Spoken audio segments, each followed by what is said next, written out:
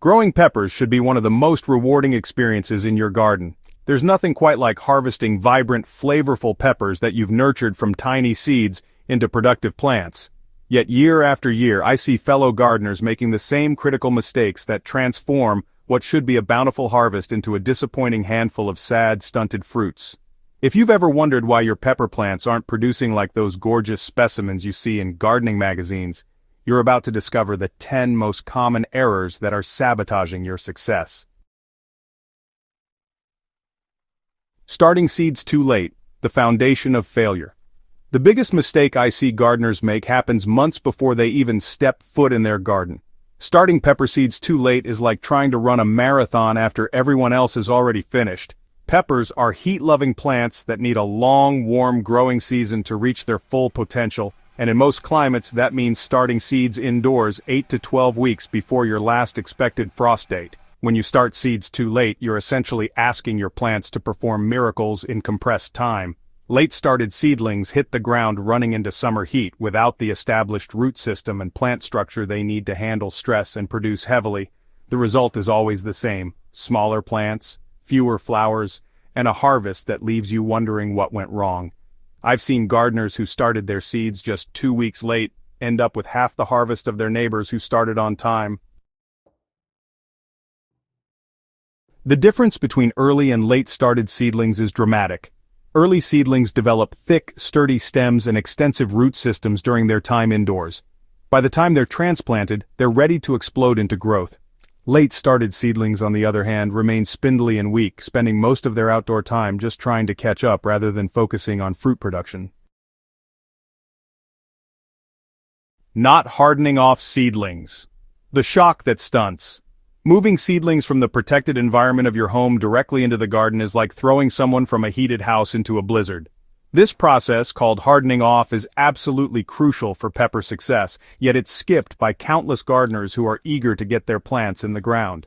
The transition from indoor to outdoor conditions must be gradual, or your plants will experience severe shock that can set them back weeks or even kill them entirely. Indoor seedlings have never experienced wind, direct sunlight, or temperature fluctuations. When suddenly exposed to these elements, they respond with leaf burn, wilting, and stunted growth. I've watched perfectly healthy seedlings turn into crispy, brown disasters overnight because their owners skipped this critical step. The symptoms are unmistakable: leaves that curl, turn yellow, or develop brown, papery edges, and plants that seem to stop growing entirely. The hardening off process should take 7 to 10 days, starting with just an hour or two of outdoor exposure in a shaded, protected area. Each day, gradually increase the time and sun exposure while reducing protection until your seedlings can handle full outdoor conditions. This investment of time and patience pays enormous dividends in plant health and eventual harvest size. Overwatering, the silent root killer. Water is life, but too much of it becomes death for pepper plants. Overwatering is perhaps the most common way gardeners unknowingly murder their pepper plants, and it's particularly insidious because it often masquerades as caring attention. When you love your plants so much that you water them daily, you're actually drowning them slowly, creating conditions that lead to root rot, fungal diseases, and weak, vulnerable plants. Pepper plants prefer soil that dries out slightly between waterings. When soil stays constantly moist, roots can't access the oxygen they need to function properly. The result is a cascading failure. Roots begin to rot, the plant can't uptake nutrients effectively, and secondary infections take hold. You'll notice yellowing leaves, stunted growth, and plants that seem to struggle despite your best efforts. The irony is that overwatered plants often look like they need more water, leading gardeners into a deadly cycle of increasing irrigation. The solution is developing a proper watering technique that focuses on deep, infrequent watering rather than frequent, shallow applications. Check soil moisture by inserting your finger 2 inches deep into the soil near the plant. If it's dry at that depth, it's time to water. If it's still moist, wait another day or two. A simple moisture meter can take the guesswork out of this process, giving you precise readings that prevent both overwatering and underwatering.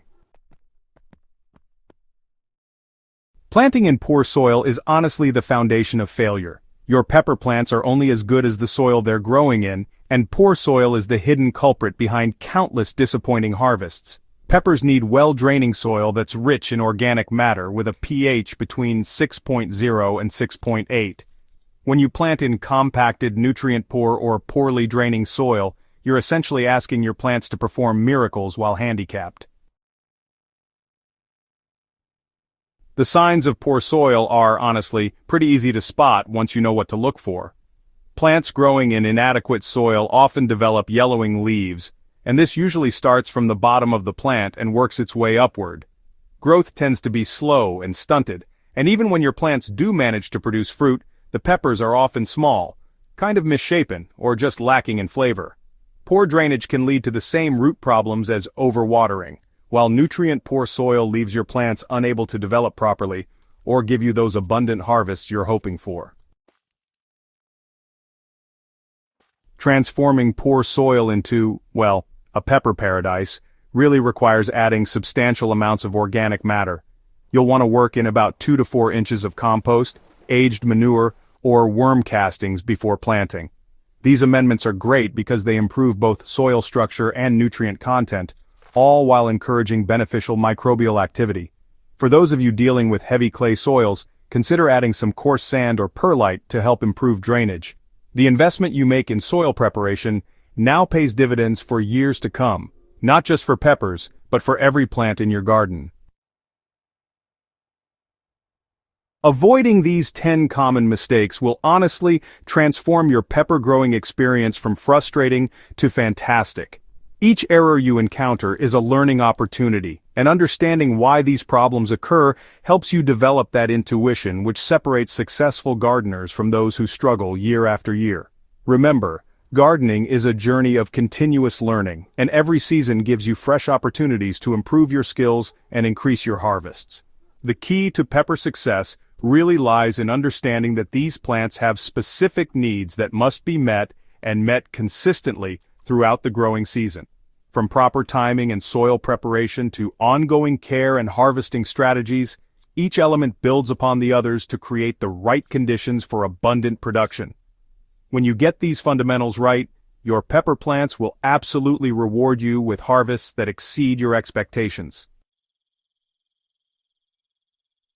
If this guide has helped you identify mistakes you've been making or given you some new strategies to try, please subscribe to our Smart Garden YouTube channel for more in-depth gardening content.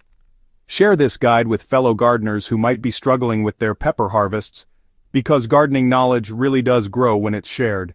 Together, we can all become better gardeners and enjoy the incredible satisfaction of growing our own abundant, flavorful peppers.